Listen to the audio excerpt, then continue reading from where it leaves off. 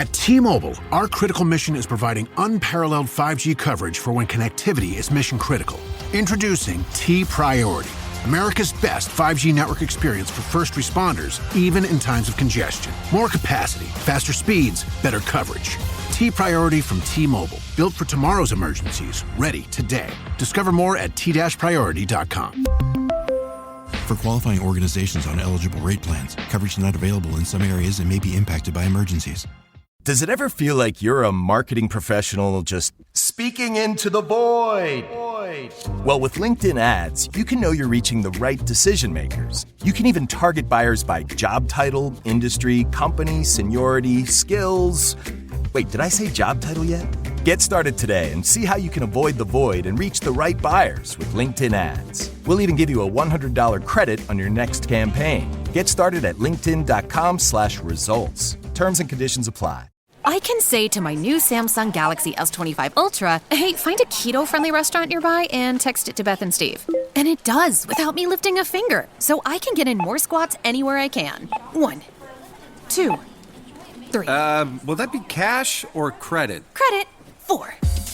Galaxy S25 Ultra, the AI companion that does the heavy lifting so you can do you. Get yours at Samsung.com. Compatible with select apps. Requires Google Gemini account. Results may vary based on input. Check responses for accuracy.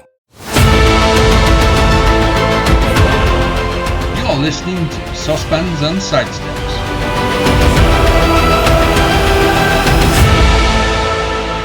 Hello and welcome to this week's edition of the Saucepans and Sidesteps podcast. Joining me, Big M, as always, Mr. HG Hugh Griffin. Good evening, my friend. How are we? Good evening. It's a surprise pod. No one expects the Inquisition pod or something like that. Remember to like and subscribe. We always forget to say that during the pod. So it's during the pod now, so I said it now. So there you go. Sorted. And just as a point, no one expects the Inquisition. That might be in a reference to something Mr. HG is doing later on. Oh, but, yeah. Yeah. I need to work that in. And, okay, just for everyone listening, this is going to be short and sharp in case you haven't looked at how long this pod is running for. So, bit of news these past few weeks. It seems that we're now getting news on Thursdays, which, I prefer to Newsday, but we're getting news every week, so I'm happy with that. Yeah. So we've had re-signings. We've had Max Page pen, what I believe his first pro contract. First pro contract, no-brainer. Get him signed up. Crease 16 sponsored Max Page. Oh, yeah, that's very true. Very true, very true. And the other one is Tommy Lewis. Now, Tommy came back from Jersey Reds. Took a while for Dwayne to realize that he was a talent, even though we'd been telling him for all season. But hit the ground running, and obviously he's been out injured for majority of the season. But he is now back, which is amazing. And I'm expecting Tommy to go on to bigger and better things. He just needs game time, does Tommy. I'm happy he's signed up. Obviously, our back three is massively competitive, as we'll talk about a little bit in a minute. But even if he's not in that international three, which there's always one of them's got an ankle tweak or something. But if he's not in that first team match, just get him down to Quins or Llandovery or whoever. Just because he's been out that long, he just needs game time. We know what a class player is, so just get on the pitch and run at people. Yeah, well, that's exactly what has happened. He turned out for Carmarthen Quins in his first game back, and then hang on, I need to check that, actually. He played for one of them first on the wing, and then he played the other one at full back, which I'm thinking might be a sign for us. We'll come on to our back three in a little bit now. But, Tommy Lewis is certainly someone who's got the frame to play full back, shall we say that. I'm happy for Tommy. I'm glad he's staying for a bit longer. And it does create, that depth in the back three. If you can get 5 proper top-end back three players, you're laughing, and we've definitely got at least 4 of them as it stands. The other bit of news we've had came quite recently. We've signed a new player. A new player in the centres by the name of Joe. So, Joe Hawkins, to be precise, for anyone who didn't know. And if you didn't know, what rock have you been under? I assume many people might have been under rocks for the last few days. But there we go. How are you feeling about this one? We can give honest opinions now. It's. I've got absolutely no problem with Joe Hawkins being a Scarlets player and playing for the Scarlets. As a signing, it just it begs questions. It begs questions. Look, we know that Hawkins was a player of national interest for Wales. So, what is this another what we've seen lots of times with lots of players in the Scarlets, and many of them have done fantastically well, who we've been told to sign him by the WRU or by Team Wales. Was this Gatland's last act? Um, and then there's his position because him signing, we know that Johan Lloyd is going, and Johan Lloyd was our second choice 10. Now, everyone is talking about Joe Hawkins being a 10. He started one game 10 in his career, and that was for Wales under 20s. Now, everyone has said that he's got, so everyone has said that he's got the ability to play 10. I've never seen him do it. So I can't say whether he can do it or can't. If he's signed as 10 cover, then it's like we've just spent 2 years on Johan Lloyd trying to turn him into a 10, and it's not gone fantastically. So look, I will be delighted if game one of next season, Sammy's having a rest with his feet up or something, and they give Joe Hawkins a start at 10 and he's player of the match. No one will be happier than me. But it's just that kind of, it doesn't give me a warm feeling. Just because of the example that we've had with Johan Lloyd. And then if he's signed as a centre, that kind of makes you go, well, who are we losing then? Because we've got 3 amazing centres already, plus Max Page coming through. So it's kind of a bit, it just makes me wonder other things. It makes me worried about other things. I'm not worried about Joe Hawkins being a good player. Like, that's not what I'm worried about. And, the more the merrier. But it just, it means that some other news is coming in some way. Then so it makes me apprehensive. Yeah, I'm 100% with you. The only way, some news isn't coming is if he is solely as a 10. And that itself, like you said, that begs a lot of questions. That obviously we've gone back to square one, really. We tried to convert a fullback, well, utility back, really, in Johan Lloyd into a 10. Like you said, didn't go perfectly, to say the least. And now we seem to be trying to do the same with the centre. Now, in terms of converting into a 10, I think you got a much, much better chance doing it with Joe Hawkins than you do with Johan Lloyd, just because the style of player he is, he can actually kick a ball, which is something you need as a 10. Yeah, I was all happy positive doing my instant reaction because you got to be happy positive. You just had a new sign in. You got to do it. Exactly. But in reality, like I said, I don't understand how in-house they could have gone, you know what, we definitely need a new centre. I don't understand how they can come to that conclusion, especially when, as far as we're aware, we've got at least 3 young centres tied down in Joe, Eddie, and Max. And then we've got Johnny Williams, who could potentially leave. And so that is kind of, the penny or whatever is waiting to drop. If Johnny doesn't go, then we know 100% Joe is a 10. 100%. And if not, then you're thinking, what, is he a part-timer like Johan? Is he going to play some games at 10, some games at 12, 13, some games on the bench? So there are I just don't in a modern professional world where physical attributes are everything, and that's not just in rugby, that's in all sports. We live in an era of your physicality, your athleticism is almost the most important thing about you. Why you need a 10 who's 100 kilograms, I'm not sure. I'm not sure what list we've gone down saying this is what we need as a team, and Joe Hawkins is the answer to that. Like I said, I'm not against him playing for the Scarlets, but it's one of those. It's a bit like, not to talk about other regions, but it's a bit like Cardiff have announced some signings recently. Great players, but was it what they need? And I'm the same with Joe Hawkins. Is that what we need as a team? And like I said, no one will be happier if he rocks up at the Scarlets next season and gets player of the match in every single game. No one will be happier than I.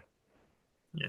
And another concern I have is this season we had 3 young 10s, going into this, and they need guidance. Next season we've still got 3 young 10s who need guidance. We really could have done. We really could do with an old head, someone who can guide these boys, because we don't have a 10 in the coaching, team. Not someone who's played, top end professionally. I think Scott Sneddon is probably the only one in there that's played 10, and he wasn't a top end pro. So it's someone in that category we could do. Even if it was in the coaching team, I'd take that on. Maybe Carwyn Leggett Jones is going to come down and give them all lessons. He probably could. But he's still under 18 age next season, which is amazing considering how long his name has been bandied about. Hopefully, we see him for Quins. I actually made a reference to him on the SRC pod that maybe he could come and play him for Quins because they haven't won a game since November. But there we are. So, should we do community? No, just other bits of signing news. Right, we've been discussing that we thought Scarlets might be signing Stephen Varney for a while. That was widely rumoured. It is now being reported today that he's actually signed for Exeter. Now that's an interesting side story on its own, because Exeter spent the last 2 years explaining how they were going to back the youth and have now gone on a massive recruitment drive and signing internationals from other nations. So it hasn't worked, has it, Exeter? But yeah, that again is another area where we think we might be needing to sign a player, and if it's not Stephen Varney, then maybe there's someone else who's going to come out of the woodwork in terms of giving us more scrum half cover.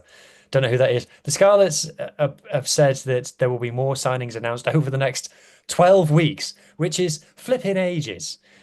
So I don't know how they thought they were reassuring with that. Oh yeah, imagine I told you just I'll do it at some point in the next 12 weeks. It's fine. Yeah, I mean, I can understand the reasons they want to keep, the season ticket sales going. They want to keep it relevant. I personally, I think, like you suggested, I might have done that over a shorter time, probably more 6 weeks, probably even less. Unless we're signing 12 players and it's one a week, in which case I'm fine with it. Yeah, we've already had 2 re-signings, so I don't think it's going to be, another 9 new signings unless we're losing a lot of players, which I'd rather not have that sort of turnover. But yeah. Shall we have a quick look at the community? Go on then. Okay, this is going to be a slightly different community update because we want to be quick. So I am putting the community update on the screen now for anyone watching visually through YouTube. I will also upload this onto our socials so you can all take a quick look. The big one you want to be aware of is Llandovery are playing Ebbw Vale in the SRC Cup final this Thursday night, which is currently less than 24 hours away from recording. That's a big one. It'll be live on S4C. I don't know if it's on the terrestrial channel, but it'll definitely be online. Got some big scores in this week, Mark. Yeah, there are. So, let's pick out the biggest one. So 105-10, Neyland beating Langham in 4 West. That was a big one. And Wanderers, posted an 82-14 victory over Maesteg Quins. Yeah. So there are a good few wins in there. There's also some youth rugby on the side if you fancy it. And I am now going to stop sharing and we will get on wait, hang on. In the SRC, I was just reading the scores there. So Llandovery took 50 at home. What's gone on there? We don't know what's happened. It's a cluster something. Yeah, 1952 at home. The kind of first time in 20 years they've taken 50 at home. So we're not sure what happened. They've bounced back, and they've won their final cup game. I don't think I've actually put that in. I think I'm a week out. I probably am a week out. Meh. No, I'm not. I got 2 Llandovery games in there. Yeah. No, I'm not a week out. Sorry, guys. Did I see Griff Watkin played for Llandovery? Yeah, he got his debut. this past weekend against Aberava and came off the bench. Him and Adam Warren. Nice little team there. Master and Good team apprentice from Llandovery College as well. So he had a Scarlet's emblem next to his name, young Griff Watkins. So one can only assume he has already signed a senior contract. Well, we were expecting some of the under-18s to sign an academy contract, weren't we? Yeah, we are. There's a few. Dom Kossuth is one we especially expect to sign. Ocean Williams as well. There's a good few boys in there. And I've just named 2 back rows in the centre. So you can't go wrong. Yeah. Obviously, Griff Watkins is going all the way because he's got the ideal rugby name centre called Griff Watkins. He's going to go well. Who just loves him? I don't know why. And he wears a scrum cap. He's a 13 who wears a scrum cap. Hell, you got to be based down west if that's the case, innit? Okay, so on to this coming Saturday. The Stormers are coming to town. And we should be relatively at full strength. We've had the announcement that Max Douglas is essentially out for the season. That's a bugger, that is. He's been fantastic all season. And yes, especially when he slots into 6, I've been a big fan of that. Yeah, that's a killer. Unfortunately, so it's on Jack Price, I guess, this next cab off the rank. We might even see Morgan Jones on the bench.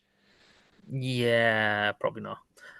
But we can play Vare for Fifita in the second row because that used to go really well. So I don't know why we've stopped doing that, but that is an actual decent idea. I hadn't thought about doing that in a very long time. But yeah, so Josh McLeod has been passed fit. Excellent. Now that is the biggest news of all. And apparently, all of our international contingent will be returning. Now, a couple of those boys are coming back with minimal minutes. Kemsley Mathias hasn't played a minute of rugby. Eddie James didn't get much. Henry Thomas, as a prop, playing only 3 games, getting subbed early in the second half. He's only had something like 135 minutes over the last 5-6 weeks. Obviously, the extra week, no longer than that, isn't it? It'll be 7-8 with the 2 follow weeks included. So obviously they will come straight back into it. The 2 players who played in the last 2 games, Joe Roberts, who were amazing, by the way. Who went on the wing against Scotland for most of the game after Tommy went off, fractured his thumb, of all the things. So, yeah, shame about it. Get well soon, Tommy. But Joe Roberts came on the wing and turns out that he's a world-class winger and put Darcy Graham in a box for 70 minutes and didn't let him out. And then made line breaks and post-contact beaters for days and dominant hits for days. Sensational. Like, I'm not saying play him on the wing for the Scarlets because he's quite good in the sense of his defense is so good. It's unbelievably good. Don't go off missed tackles like for wingers. If you're playing on the wing, ignore missed tackles because if you're chasing a ball, if there's a kick that goes up and you're chasing it and the kick's too long and the opponent catches it, but if you just like lay a hand on them, that counts as a missed tackle. So ignore missed tackles for wingers. Joe Roberts' defense was world class. And he has 8 dominant hits. That is ridiculous playing on the wing. You say shove off missed tackles for majority of positions, really. Missed tackles don't generally matter a great deal. It depends on if that player is eventually, taken down or leads to a eventual try involvement. So there's different things to cover when you're looking at stats, and missed tackles isn't generally a great one to focus a lot of things on. But yeah, Joe, we've been talking about his defense the entirety of his career. Against Scotland, he brought down Duan van der Merwe 5 meters from the line. Against England, he stopped Joe Roebuck twice. Tom Roebuck, whatever his name is. He stopped him twice. Yeah. And then turns out Blair Murray is the most exciting fullback in the whole of space and time. Who knew? He is. Yes. And amazingly, he doesn't play any club rugby at fullback, which is, phenomenal in itself. He wasn't really. We're going to give you a lot of praise, Blair. Don't worry. He wasn't phenomenal in the air. It has to be said. I think the whole back three struggled in the air. Yeah, I know. I'd agree with you near. Like Ellis Mee came in for that first game against Ireland, was phenomenal. I'm using that word a lot. My apologies. And then our next game against Scotland, I thought he took a bit of a head knock early on, and he didn't look right in that game. And it seems that he didn't exactly recover into the final match either. But He had a Ellis, tough day up against Johan van der Merwe, which you can't judge him too harshly on because this is his first ever season of pro rugby, having been down playing for Nottingham in the Championship 12 months ago. So I won't judge him too harshly from maybe not winning a head-to-head against Johan van der Merwe on his first attempt. And then, look, there was another game after that, and I don't really want to talk about it at all. But yeah, Blair Murray. The question is now, does he play fullback for the Scarlets? I mean, that is a question, and I'd like to be able to say no is the answer every single time, unless we are literally looking at bare bones in our back three department, and we're really not. We talk about, we said earlier about how stacked our back three is. So you've got Tom Rogers, Tommy Lewis, Ellis Mee, and then Blair Murray as those four. Blair is the last one of them I would want to put at fullback. The other three, they've all got experience here. They've all got that additional height, which is becoming more prevalent now, especially with these escort laws have been brought in. I can see that becoming more of an emphasis. People chasing down the fullbacks a lot harder, like they have done in the past. So that is where I see Blair Murray on the wing. That's all I see. The thing about him at fullback is that it means he touches the ball more. And let's be honest, he was a bit of a Hail Mary for Wales. It was kind of a, go on, Blair, see if you can do something. And so if a team's going to kick long to you and he's going to get it and he's going to have a chance to run it back, he's probably the best at running it back. I can agree with that, but you've also got the same point of you don't have to stay on the wing the whole match when you are, say you are on the opponent's half, say you are, in the their section, their third, or the 40 meters past their 10. You can chuck him in the backfield and let whoever's fullback come defend on the wing with it, because you're going to be fairly deep anyway. It's not hard to transition in those individual moments to get him more opportunities on the ball. And even if we're thinking about how much time he has on the ball as a Scarlet, he gets on there a fair bit. Yeah, I agree with you. I would like to see us play a bit more of a rotating back three. I don't see why they can't. They can all play fullback. They're all great players. They've all got plenty of cohesion. Shouldn't be too hard, should it? No, it should not. So that kind of brings us to the game itself. Now, can't really say much about Stormers. They've been below poor this season. They've been terrible at times. Let's be honest about it. It's just see everything that I said in the build up to Ulster.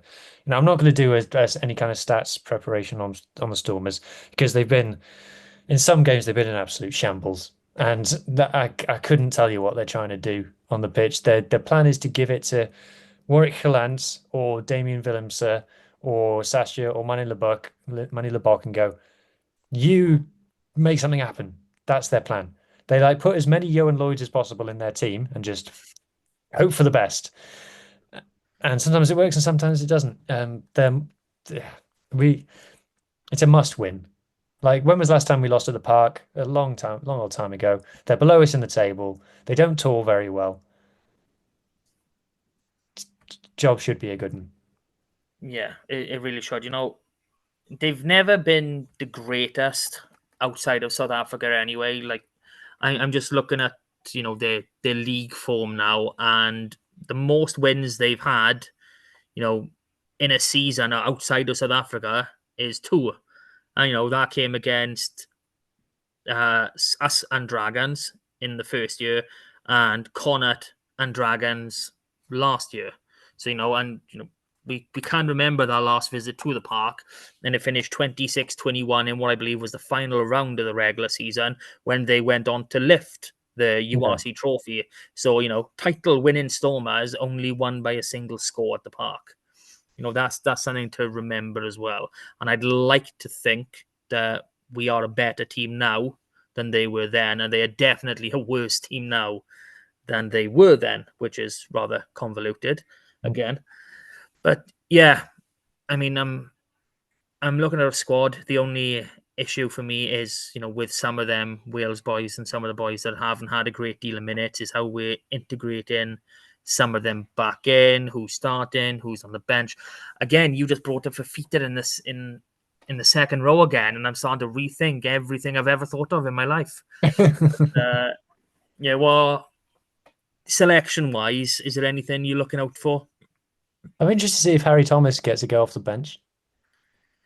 I can't see it. It's just we've got a very stacked hooker position, but he was so good for the under-20s. Has he had much SRC game time this year? No. I think he's played 4 or 5 games. He has been a fair bit injured. And you need to remember that the under-20s start from beginning of December. They have a few development games. Then they add those games against the regional 23s. And then into the Six Nations. So they were like 2 weeks training, 2 development games, 2 weeks training, 2 development games, 2 weeks training, Six Nations. So it's been a long time in that camp, if I'm totally honest with him. Oh. Okay. Well, maybe we won't see him then. So, all right. So we're talking Matthias, Van der Merwe, Thomas. I can't see Matthias starting. He hasn't played since middle of January. You've got to be any form he had. So, and him and Henry were the form props in Wales going into the Six Nations, and they've come away with bunk minutes. Honest to God, it's a good job, it's a good job they picked Wilgrave John, isn't it?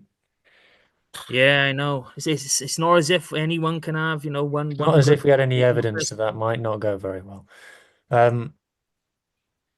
So Yeah, okay. So what is it? Sam O'Connor? No, I'd have Matthias on the bench. Yeah, you got to have Hepburn. Hepburn would start for me Hepburn, yeah. with the Is he two you fit? mentioned. As far as I'm aware, I haven't seen anything to say he's not. Okay.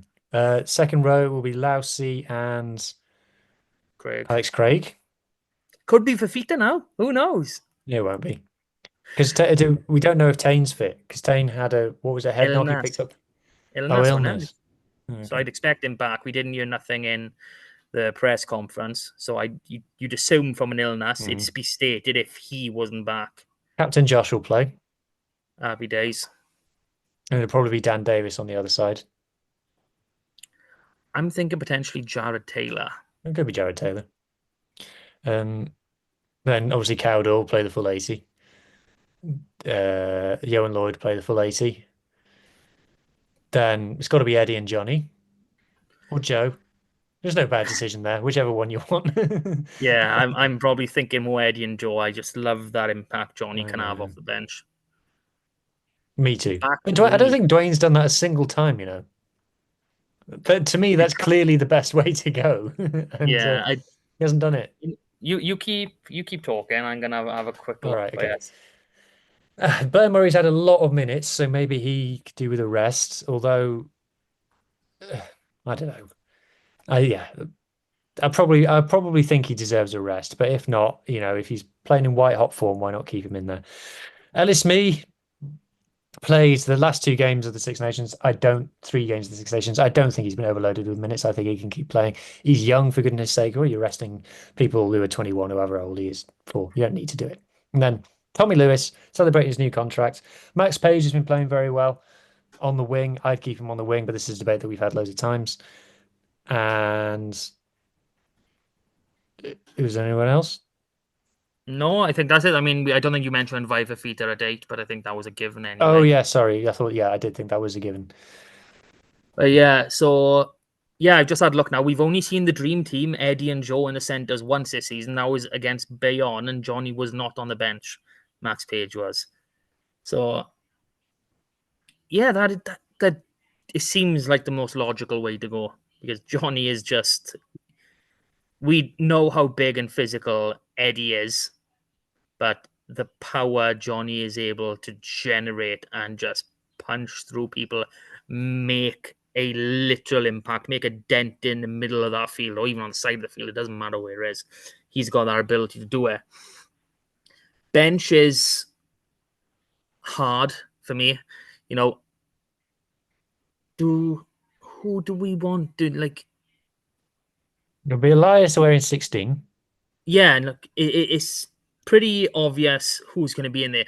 But I'm thinking, this is a must-win game. Do we want to maybe hold someone back? Maybe put Cowdor on the bench and start Archie? Yeah, he won't do that. So there's no point talking about it.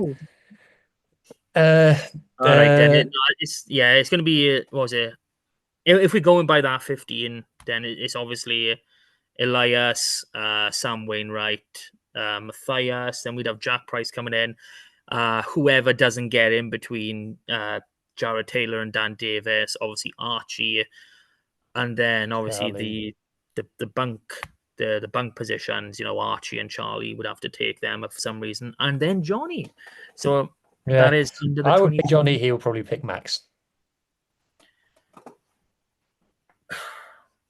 I don't know, because that would mean playing Blair Murray in the back three, wouldn't it? And you're probably going to want him rested for the double header. You're next. Yeah, that's an option, I suppose. No disrespect intended. Really not intended. I love Johan. He's an awesome player. And he stays and he fights for his place. I know a lot of Johans that don't do that. But there we go. Oh dear.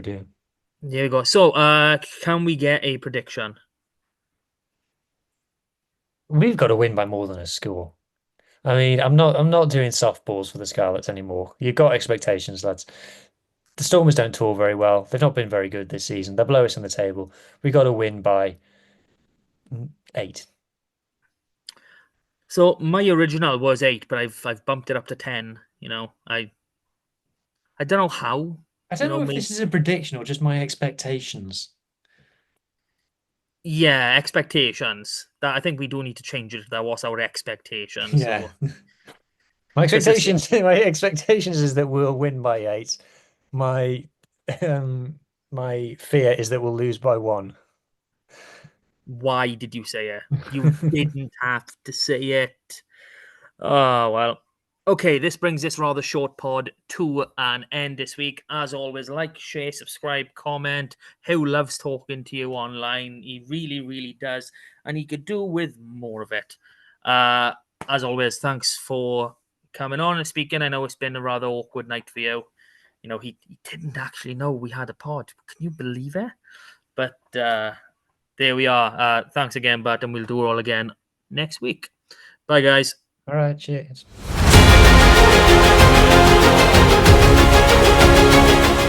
That was Saucepans and Sidesteps. Please rate, review and share on socials if you can, and join us again next week for more of the same. And until then, enjoy your rugby.